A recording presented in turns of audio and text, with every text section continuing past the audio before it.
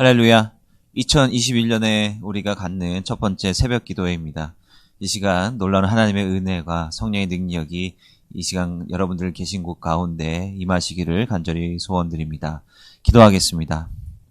사랑하는 마신 아버지 하나님 감사합니다. 2021년 새로운 한 해 우리에게 허락하여 주시고 또 이 날들을 살아가게 하신 정말로 감사드립니다. 하나님, 이 한 해를 시작하면서 우리 마음 가운데 온전한 신앙의 결단을 하게 하여 주시옵소서. 여전히 우리에게 어려운 현실들이 있지만 그것에 굴하지 아니하고 하나님께 주시는 소망과 은혜를 앙망하고 또 바라며 나아갈 수 있도록 주님 붙들어 주시고 인도하여 주시옵소서. 예수님의 이름으로 감사하며 기도드립니다. 아멘. 오늘 함께 나눌 말씀은 신명기서입니다. 신명기서 25장 5절에서 10절까지의 말씀 읽도록 하겠습니다. 형제들이 함께 사는데 그중 하나가 죽고 아들이 없거든 그 죽은 자의 아내는 나가서 타인에게 시집가지 말 것이요 그의 남편의 형제가 그에게로 들어가서 그를 맞이하여 아내로 삼아 그의 남편의 형제된 의무를 그에게다 행할 것이요 그 여인이 낳은 첫 아들이 그 죽은 형제의 이름을 잊게 하여 그 이름이 이스라엘 중에서 끊어지지 않게 할 것이니라. 그러나 그 사람이 만일 그 형제의 아내 맞이하기를 즐겨하지 아니하면 그 형제의 아내는 그 성문으로 장로들에게로 나아가서 말하기를 내 남편의 형제가 그의 형제의 이름을 이스라엘 중에 잊기를 싫어하여 남편의 형제된 의무를 내게 행하지 아니하다이다 할 것이요 그 성읍 장로들은 그를 불러다가 말할 것이며 그가 이미 정한 뜻대로 말하기를 내가 그 여자를 맞이하기를 즐겨하지 아니하노라 하면 그의 형제의 아내가 장로들 앞에서 그에게 나아가서 그의 발에서 신을 벗기고 그의 얼굴에 침을 뱉으며 이르기를 그의 형제의 집을 세우기를 즐겨하지 아니하는 자에게는 이같이 할 것이니라 하고 이스라엘 중에서 그의 이름을 신 벗김 받은 자의 집이라 부를 것이니라. 아멘. 지난번 신명기 21장에 나와 있는 두 가지 규정들에 대해서 우리가 함께 나눠보지 않았습니까? 그 법들이 공통적으로 이야기하고 있는 주제가 바로 뭐라 그랬죠? 바로 희생양이라고 했습니다. 어느 공동체의 이익이나 면피를 위해서 어느 한 무고한 개인을 희생시키면 안 된다라고 하는 것이고 이 공동체, 하나님의 거룩한 공동체는 개개인을 지켜주고 보호해 주어야 된다라고 하는 정신이 그 신명기 법 안에 내포되어 있다라고 말씀을 드렸습니다. 당대의 제국이라고 하는 것들이 어떤 일을 행했습니까? 바로 개개인의 그 희생 위에 세워지지 않았습니까? 개개인의 희생을 담보로 해서 권력자들이 엄청난 제국을 발전시켜 왔다라고 하는 것이죠. 이런 면에서 볼 때 이 신명기에서 이스라엘 백성들에게 또한 오늘날을 살아가고 있는 우리들에게 말씀하고 있는 이 법의 원리는 분명 세상의 통념과는 다르다라고 하는 것이죠. 그리고 나서 신명기 21장 이제 후반부부터 굉장히 장황한 많은 법들이 열거되고 있는데요.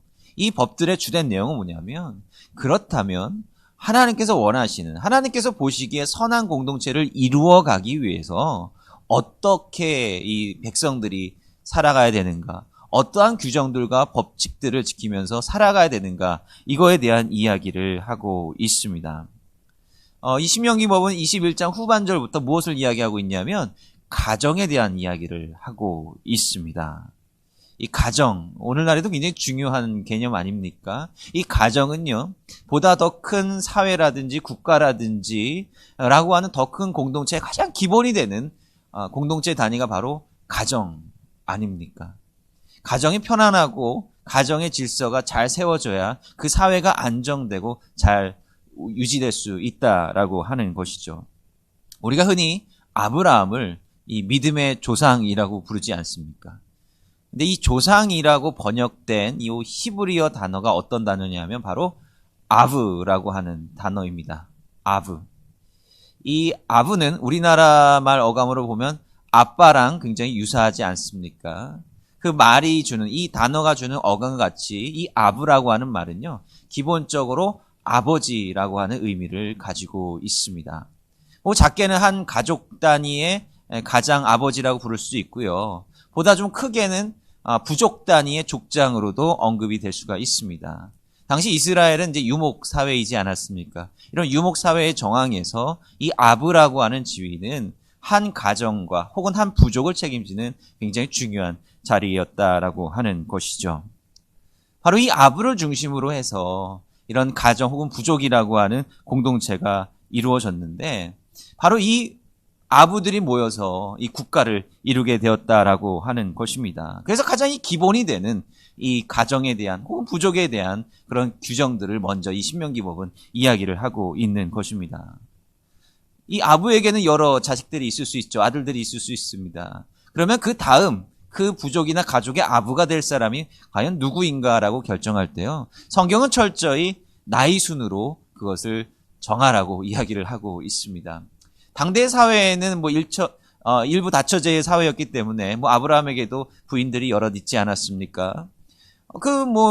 우리가 옛날 드라마나 이런 걸 보면 일부 다처제 사회 속에서 편애하는 여성이 또 있지 않았습니까?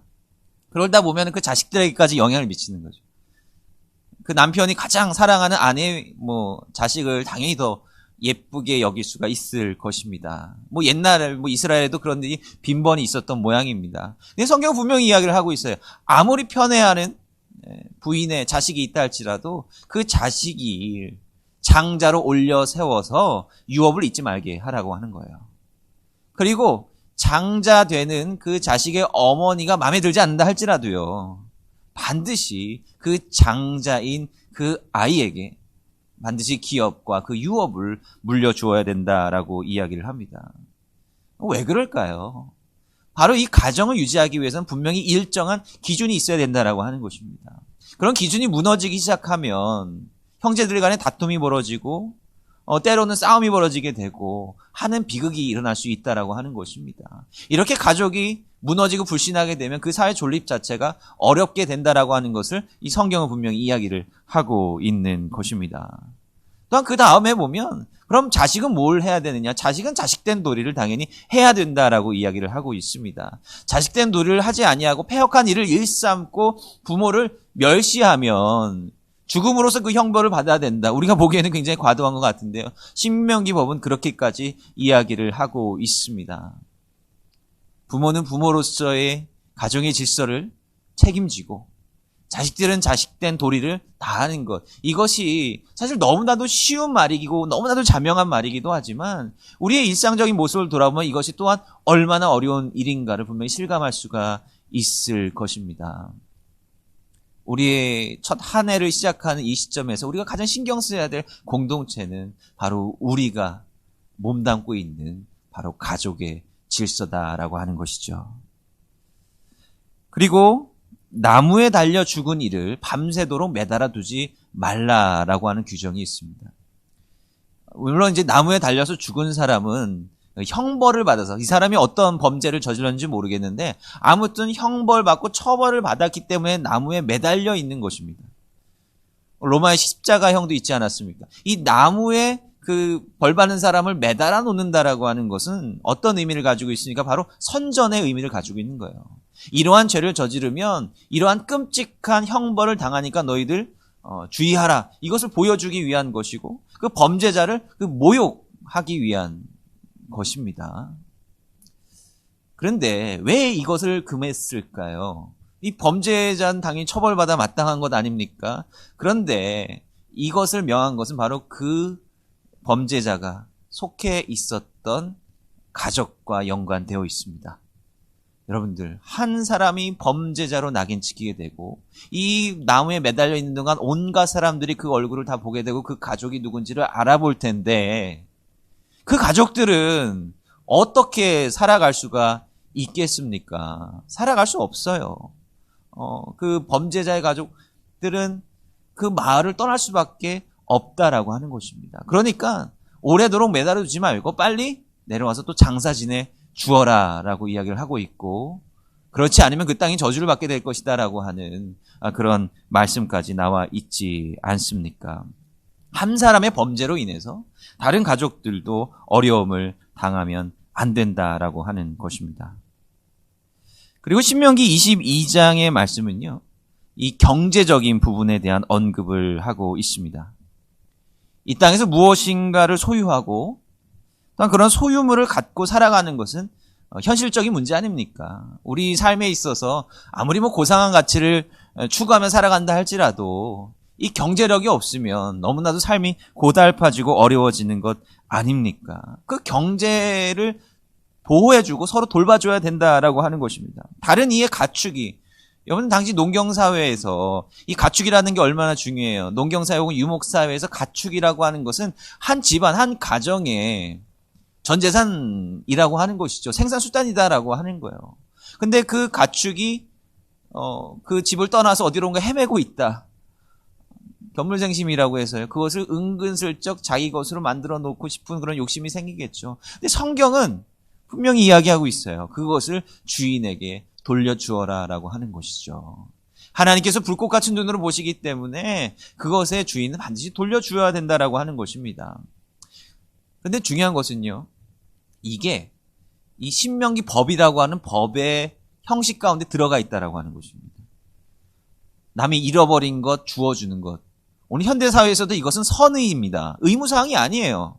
선의죠. 물론 이제 엄청난 액수를 그냥 가로채면 안 되긴 하지만 기본적으로 이것은 선의에서 이루어지는 겁니다. 근데 신명기 법전에서 뭐라고 이야기를 하고 있으면 이것은 의무사항인 겁니다. 다른 사람의 재산을 보호해 주는 것, 그것이 나의 의무사항이다라고 하는 거예요. 하나님의 공동체의 백성이라고 한다면 그것을 반드시 지켜주어야 한다라고 하는 것입니다. 그래야 공동체가 온전히 유지될 수 있다라고 하는 것이죠. 그리고 신명기법은 성적인 문제를 또한 주요하게 언급하고 있습니다. 여러분들 나중에 성경 말씀들을 쭉 보시면 아시겠지만 레위기에서도 그렇고요. 이 성적인 문제에 대해서 성경은 굉장히 자세하게 이야기를 하고 있습니다. 사실 다른 나라의 법정과 이렇게 비교를 해봐도요. 성경만큼 이렇게 성적인 문제에 대해서 민감한 법들을 이렇게 다루고 있는 예는 찾아보기가 굉장히 어렵습니다. 왜냐하면 그 고대 사회의 어떤 성윤리나 그런 윤리의식 자체가 오늘날 우리가 현대적으로 가지고 있는 그런 의식과는 상당히 동떨어져 있었다라고 하는 것이죠. 그리고 당시에는 노예제도라든지 이런 것들이 많았기 때문에 신분이 낮은 사람들을 마음대로 대해도 된다라고 하는 그런 가치관이 팽배해 있던 시절 아닙니까?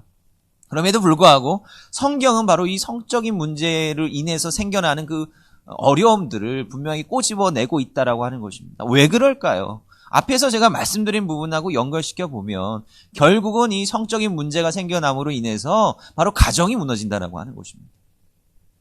가정의 불신이 생기고요. 어려움들이 생기고 그 가족 질서가 무너지게 되면 결국 전반적인 사회 구조 자체가 무너져 볼 수도 있다라고 하는 것을 성경은 분명히 알고 있었고 그것을 우리에게 규정하고 있다라고 하는 것입니다. 이러한 건전한 관계 속에서 하나님께서 세워주신 그 약속의 공동체는 더욱더 든든하게 서 나갈 수 있다라고 하는 것입니다. 그런데 이러한 온전한 공동체를 세운다라고 하는 게 여러분들 쉽습니까? 남자들이 군대에 가서 굉장히 어려움을 느끼는 이유 가운데 하나가 무엇입니까? 그 단체 생활 자체가 어려운 거거든요. 이 단체 생활이 전제하는 것이 무엇입니까? 이 공동체를 위해서 개인이 일정 부분 손해보고 희생되어야 된다라고 하는 부분이 있다라고 하는 것입니다. 공동체를 세워나가기 위해서는 분명코 내가 나의 일정 부분을 내려놔야 된다라고 하는 것입니다. 과연 이 공동체를 세우기 위해서 너는 너의 것을 내려놓고 때로는 포기할 수도 있겠느냐라고 성경은 묻고 있고요. 그것이 바로 오늘 우리가 읽은 본문에 관한 핵심 내용입니다. 여러분 오늘 본문 읽으시면서 어떤 생각이 드십니까? 현대적인 관점에서 보면 이것은 정말 말도 안 되는 그런 결혼제도 아닙니까? 형제가 여럿이 사는 그 집안이 있어요. 그런데 어떤 형제가 불의의 사고든 질병이든 간에 일찍 죽어요. 그러면은 그 형제가 죽으면 그 부인이 있지 않았겠습니까? 그럼 그 부인은 어떻게 돼야 되느냐? 밖에 나가게 하지 말고 다른 형제가 그 죽은 형제 부인을 아내로 맞이하라라고 하는 것입니다. 형사취수제라고 하는 결혼제도죠. 이게 무슨 족보가 이러냐라고 생각하실 수도 있습니다. 분명히 우리가 성경의 법들을 읽을 때는 우리가 그 안에 내포되어 있는 그 메시지를 읽어내야지. 뭐 겉으로 나와 있는 우리 환경도 다르고 상황도 다르지 않습니까? 그죠? 근데 우리는 그 안에 함축되어 있는 그 메시지를 읽어낼 줄 알아야 된다라고 하는 것이죠. 성경은 사실 그 이전에 보면 이 성적인 문제를 다룸에 있어서 그 친족 간에 어떻게 보면 정상적이지 않은 관계 역시 비판하고 있습니다. 그렇게 성경도 이미 그렇게 얘기를 했는데 지금 이런 케이스에서는 좀 다른 이야기를 하고 있음을 볼 수 있습니다. 그만큼 중요한 무언가가 있다라고 하는 것이죠. 우리가 흔히 목동이라고 하면 되게 이제 푸른 초장, 아주 넘실대듯이 흐르는 시원한 물, 이런 게 이제 목가적인 풍경을 우리가 상상할 수 있지 않습니까? 근데 실제로 뭐 이스라엘이나 주변 중동 지역에서 지금 오늘날까지 양들을 치며 살아가는 그 베두인들의 모습을 보면요, 우리의 그런 환상을 완전히 깨버립니다. 예, 이들의 활동 무대, 뭐 옛날 이스라엘 백성들 마찬가지예요. 이들이 주로 양을 치는 활동 무대는 광야지대입니다. 광야지대이고요. 거기에 이제 드문드문 있는 오아시스, 그리고 우기 때가 내려오면 흘러내려오는 물, 이런 것들을 찾아서 양들을 메이고 이렇게 살아가는 겁니다. 그러니까 먼지를 콕 뒤집어 쓰고 그렇게 2km, 3km 이렇게 막 걸어 다니면서 양들을 먹이는 거예요. 그러니까 그 삶이 얼마나 피곤하고 고단하고요. 그리고 무엇보다도 이 사람들이 이 광야 속에서 공동체를 이루면서 살아가고 있기 때문에 만약 그 공동체에서 뭐 축출되거나 나간다라고 하면 굉장히 도처에 많은 위험들에 처할 수밖에 없다라고 하는 것이죠. 자, 이러한 환경을 우리가 생각을 해보면 만약에 이 미망인이 발생을 해서 이 공동체를 나간다라고 한번 생각을 해보세요. 그러면은 갈 길 없는 그 사막 한가운데서 어떻게 살아갈 수가 있겠습니까? 그리고 또한 옛날 고대 사회에는 다른 신명기법에서도 언급이 되어 있는데요. 이 연좌제라고 하는 게 있죠. 그게 종교적인 연좌제 개념이 아주 강하게 있었습니다. 그게 무슨 말이냐면 어떤 젊은 남편이 죽어요. 그러면은 뭐 병에 걸렸거나 사고에 당했거나 뭐 그렇게 생각하면 되는데 사람들이 이렇게 생각했던 거예요. 야, 저 부인이 죄를 저질러서 아주 하나님 앞에 못되게 굴어가지고 저 남편이 죽은 거야. 우리나라에도 뭐 그런 이런 선입견들이 있지 않았습니까? 이렇게 생각을 하는 거예요. 그러면 그 공동체에서 이 나가게 된 이 여인이 발붙일 곳이 없다라고 하는 것이죠. 누구도 그 여인을 잘 받아주려고 하지 않을 겁니다. 그리고 이 형사취수제라고 하는 바로 이러한 특이한 결혼 방법은 첫 번째로는 사실 이 여인을 보호해주기 위한 중요한 수단이 되었을 것입니다. 그리고 또 다른 한편으로 사실 더 중요한 것이 있습니다. 이 죽은 형제를 위해서 이 결혼식을 하는 겁니다. 이게 도대체 무슨 말이냐라고 생각할 수 있겠는데요. 성경에는 이 족보가 꽤 많이 등장을 하죠. 뭐 다 굉장히 많은 숱한 이름들이 등장을 하고 있습니다. 우리 문화권에서도 전통적으로 이 족보가 굉장히 중요하게 여겨지지 않습니까? 우리의 이름이 거기에 다 들어가 있고 우리 조상들의 이름, 우리 이제 성씨의 시조부터 해가지고 그 많은 수많은 이름들이 있습니다. 이 족보가 의미하는 것이 무엇일까요? 족보의 기능은 바로 기억입니다. 옛날에 이런 분이 계셨구나. 옛날에 이런 이름들이 있었구나. 우리식으로 말하면 이름 석자를 기억하기 위한 것이 바로 족보다라고 하는 것이죠. 이 세상에 존재하지는 않지만 그래도 이런 분이 사셨어라고 하는 그 기억을 후손들에게 전해주기 위한 것입니다. 그런데 성경적인 관점에서 이 기억이라고 하는 것, 이것은 굉장히 중요한데요. 이것은 단순히 호랑이는 죽어서 가죽을 남기고 사람은 죽어서 이름을 남긴다. 이런 식의 기억을 위한 것이 아닙니다. 그 기억은 하나님의 섭리와 관계되어 있는 것입니다. 하나님께서 이 세상 가운데 역사하시는데 하나님께서는 홀로 역사하지 않으시고 바로 이 세상 가운데 살아가고 있는 각자 개인들을 통해서 하나님께서 역사하고 계시지 않습니까? 그런데 그 역사의 경륜은 우리가 예측할 수 없어요. 그 시간의 범위는 우리가 예측할 수 없습니다. 우리가 하나님으로부터 응답을 받았다 할지라도 우리 삶에서 그 하나님의 뜻이 이루어지는 것을 기대하는 것은 때론 너무나도 어려운 것이죠. 성경도 그렇게 이야기를 하고 있지 않습니까? 제가 여러 번 말씀드렸지만 이 아브라함에게 주신 그 언약은 아브라함 때 이루어지지 않았습니다. 아브라함이 죽고 나서도 수백 년이 지난 이후에야 이제 조금씩 보이기 시작했던 것 아닙니까? 그런데 우리는 아브라함의 이름을 기억하고 있어요.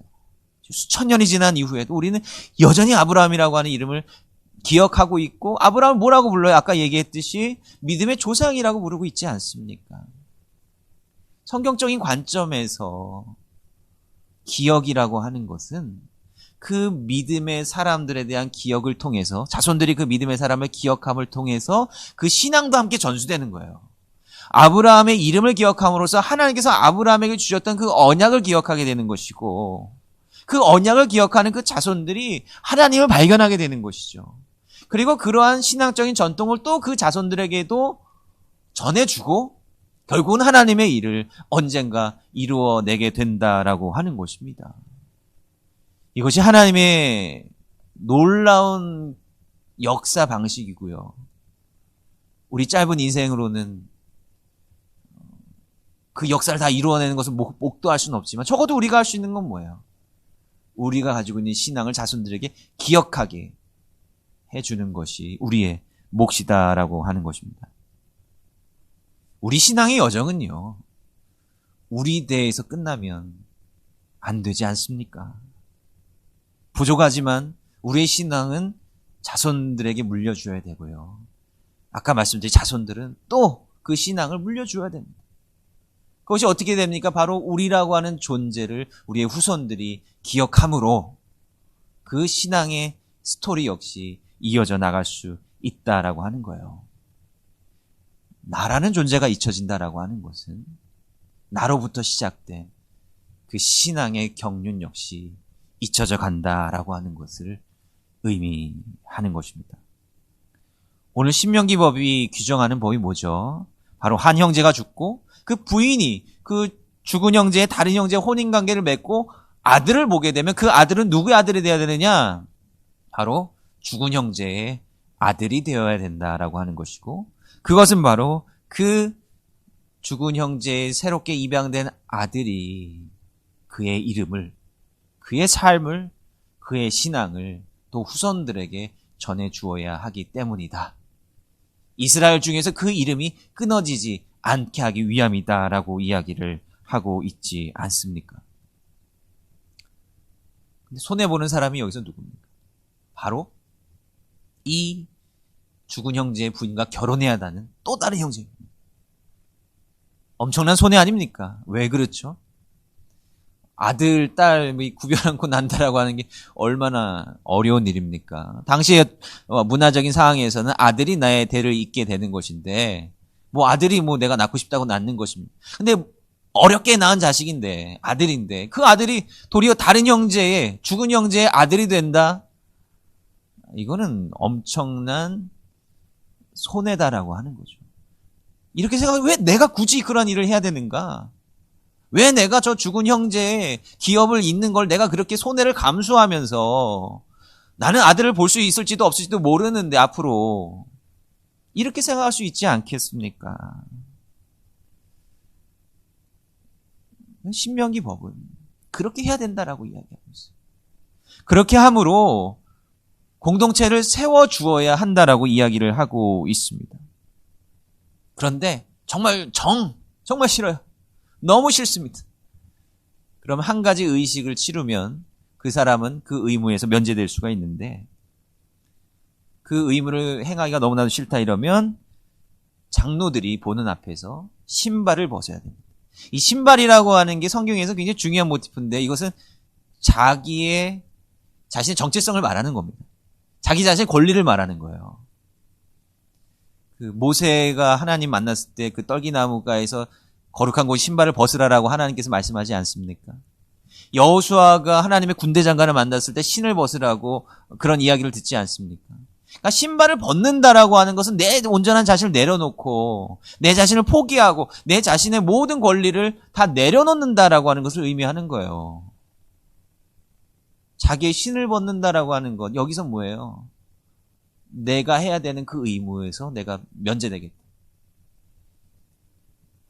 심지어 하나님의 약속의 공동체로서 내가 해야 될 의무를 내가 하지 않겠다라고 하는 것을 상징적으로 표현한다라고 하는 것이죠. 그러고서 죽은 형제 아내에게 이 모욕을 당하게 되는 것이고, 그 자기가 해야 될 의무를 포기한 사람의 집을 뭐라고 불러야 된다라고 했습니까? 바로 신벗김 받은 자의 집이라고 앞으로 계속 불려야 된다라고 합니다. 신벗김 받은 자의 집이다라고 하는 건 뭐예요? 이 이스라엘 공동체를 세우고 유지해 나가는데 노력하지 않는, 보탬이 되지 않는 그 집을 의미하는 겁니다. 굉장히 모욕적인 말이죠. 공동체를 위해서 필요 없는 집이다라고 하는 것을 의미한다라고 하는 것이죠. 하나님께서 우리에게 주신 그 공동체를 지킨다라고 하는 건요, 이런 의무사항들을 가지고 있는 거죠. 내가 하고 내가 잘하면 공동체도 어떻게 잘 되겠지, 이게 아니라 적극적으로 어려움에 처해 있는 다른 이들을 돌봐주고 받쳐주고, 때론 필요하면 내 것을 좀 내려놓을 줄 아는 그런 희생을 감수하라고까지 하나님께서는 이스라엘 백성들에게 말씀하고 계시는 것입니다. 하나님께서 기뻐하시는 믿음의 공동체는 이렇게 각 사람의 역할을 제대로 감당을 하고 또 때로 자기 희생을 통해서 세워지는 것이다라고 하는 것이죠. 2021년 올 한 해 여러분들 무엇을 위해서 기도하고 계시고 또 무엇을 결단하면서 시작하고 계십니까? 코로나19로 인해서 이 비대면의 시대가 되지 않았습니까? 그러다 보니까 이제 개인주의적인, 그렇지 않아도 점차 시간이 갈수록 개인주의적인 성향이 강해지는 그런 사회가 세상이 되고 있는데요. 코로나19로 인해서 그것이 더욱더 가속화되는 그런 느낌이 듭니다. 이 공동체성이 점차 약해져 가는 바로 이때에 우리 공동체를 이루는 우리 믿음의 가정들을 위해서 함께 기도해 나갔으면 좋겠습니다. 또한 우리 동대문이라고 하는 이 공동체 안에서 우리 수년 전에 만들었던 그 신앙계보라고 하는 책자 있지 않습니까? 거기 보면 참 1대 2대 계속 이어지는 그 신앙의 대가 계속해서 사실 이루어져 나가야 되지 않겠어요? 나에 대해서 끝나버리면 안 되지 않습니까? 우리 신앙의 대도 잘 보존하고 지켜야 될 뿐만 아니라 다른 가정들이 그 신앙의 대를 이어가고 믿음 생활하는데 어려움을 겪고 있다면 우리가 적극적으로 기도해주고 도움 줄 부분이 있으면 도움을 주어야 된다라고 하는 것입니다. 하나님이 이 땅 가운데 세우신 그 믿음의 공동체는 거저 세워지는 것이 아니다라고 하는 것이죠. 우리가 이런 적극적인 마음을 가지고 하나님의 공동체, 온전한 공동체를 세워나가는 그런 마음을 가질 때 주님께서는 우리 공동체를 통해서 놀라운 일을 이루어 나갈 것입니다. 이걸 위해서 우리 함께 결단하고 기도하는 올 한 해가 되었으면 좋겠습니다. 우리 몇 가지 기도 제목 가지고 함께 기도했으면 좋겠습니다. 우리 지금 말씀 나누었던 것처럼 올 한 해를 시작하면서 우리 동대문 공동체가 하나님의 은혜 가운데 잘 믿음으로 굳건해지고 서로를 위해서 기도해주고 조력을 주는 그런 공동체가 될 수 있기를 위해서 기도해 주시기를 바랍니다. 새해에도 여전히 코로나19의 확산세가 줄어들 기미가 보이지 않습니다. 특별히 코로나19로 어려움 겪는 많은 분들 위해서 여러분들 기도해 주시기를 부탁을 드리겠습니다. 그리고 마지막으로 우리 자녀들을 위해서 기도했으면 좋겠습니다. 이제 한 해가 지나고 또 한 학년씩 올라가게 되고 또 졸업을 하게 되는데요. 아시다시피 작년에 교육 자체가 어려웠지 않습니까? 하나님께서 지혜 주시고 건강함을 허락하여 주셔서 정말 믿음과 지혜 안에서 올 한 해 잘 공부하고 성장해 나갈 수 있도록 위해서 기도해 주시기 바랍니다. 기도하겠습니다. 사랑과 은혜가 많으신 아버지 하나님, 이 시간 우리 신명기 또 말씀을 통해서 공동체를 세워나간다는 것이 얼마나 어려운 것이고 또 이것을 위해서 우리 스스로가 얼마나 많은 희생을 감수해내야 되는지 함께 말씀을 나눠보았습니다.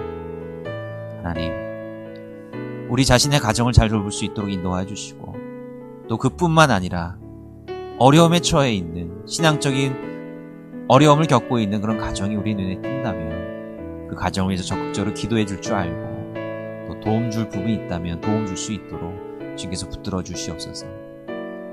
다른 이들을 내 몸과 같이, 아니 내 몸보다도 더 사랑할 줄 아는 그런 영혼 사랑의 마음을 올 한 해 우리에게 허락해 주시길 원합니다.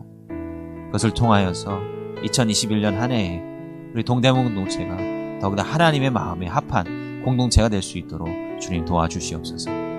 예수님의 이름으로 감사하며 기도드립니다. 아멘.